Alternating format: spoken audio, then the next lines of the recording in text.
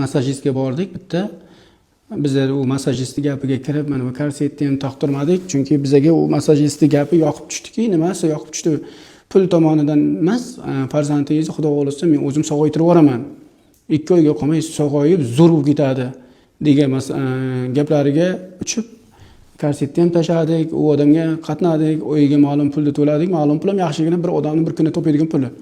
Shuni to'lab bana qildik, lekin bu barisi foydasiz yo'q narsa ekan. Men shuning uchun ota-onalarga farzandlarim mana shu kasallik skolioz bilan og'rigan ota-onalarga shuni aytmoqchimanki, hech qachon yo'lda adashmaysizlar. Bu sizlarning bu adashganlaringiz farzandingizni nogiron qilib qo'yishi mumkin. Shirot terapiyasini, vrachlarini maslahatlashib, shularning maslahati bilan muolaja va ularni aytgan fizkulturalarini, qilinayotgan mashqlarni qilsangizlar, o'shanda Xudo xolasa farzandlaringiz sog'ayib, ko'rmagandek o'qitadi.